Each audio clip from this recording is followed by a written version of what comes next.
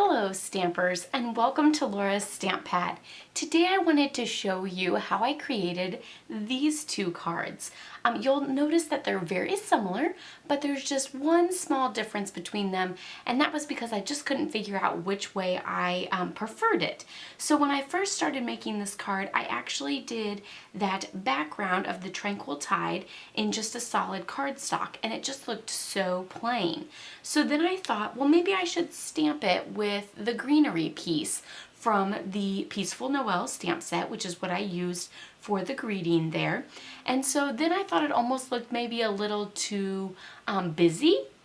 So then I tried it with the Swirls and Curls embossing folder. And so then there's that one. And I'm really not sure which one I like more. I really like them both. I just think they have like a different look for each one and a little bit different amount of texture. Of course, this one has a ton of texture with the ribbon and the embossing and all the different layers and everything. So what I want to show you today is how I did that fabulous greeting piece where I have this nice little corner image perfectly on each of the corners. So again, I said I used the Peaceful Noel stamp set. So this is from the Holiday Mini Catalog. And I actually used this image for all of those squares. Of course, I used the greeting in the center. And then for this one, for that background greenery, I used that image there. But you could, of course, use any of the other greenery images too. I also used the coordinating Joyous Noel Designer Series paper, which is super fabulous because it has that copper shine to it as well. So super, super fun. This piece actually measures 3 inches by 4 inches because I wanted to make sure I used every bit of that 12 by 12 square. So let's get started and bring in the Stamparatus for how I did those perfect little squares there on the edge. So here I have my Stamparatus, and you'll see that I actually have a grid paper down with all these squares. The square goes sideways and then it goes up and down. So this is actually a 2.5 inch square. So I just lined it up with all the squares on there, and then I have my little corner image. You can see it's up there. So I'm just going to stamp that in Sahara Sand and then stamp it down onto my project. Perfect. So now I'm just going to pull this out to ink it up again.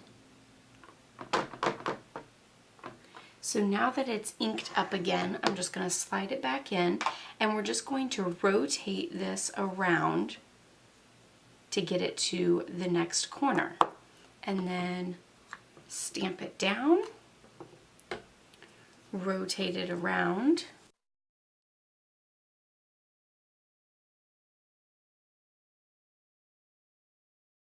and there you have that perfect greeting with those images going all the way around on each of the 4 corners. How easy was that, knowing that it's nice and perfectly lined up so it hits each of those corners just nicely. I absolutely love that, and I don't have to worry about fearing that I'm going to get to the 4th one and it's finally going to mess up or something like that. Or actually, not finally, I don't want it to mess up.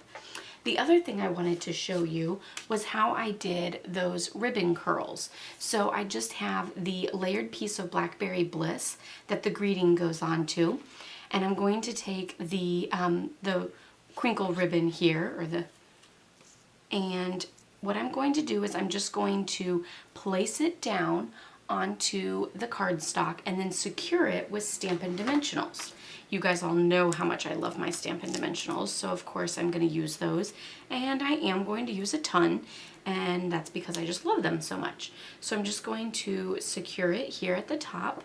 So there's our first spot. There's a little bit hanging off here, and then I'm going to make that loop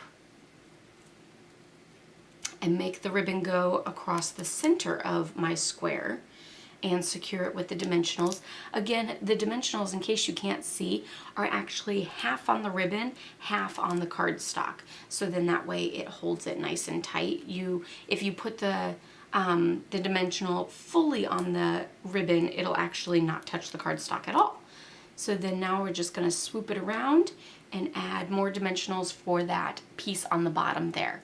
So There you can see it swoops down and around, and I might add another dimensional like here in the middle, again, because I love dimensionals and I'm an overuser, and to make sure that that ribbon is nice and secure. I know that it's pretty secure right now, but I don't know, like I said, I'm an overuser of dimensionals. So then I just added this to that fabulous designer paper, put my greeting on the top here, and then I added it to that piece of the Swirls and Curls embossed designer or cardstock, or you could always stamp it, and then I added that to a Blackberry Bliss card front.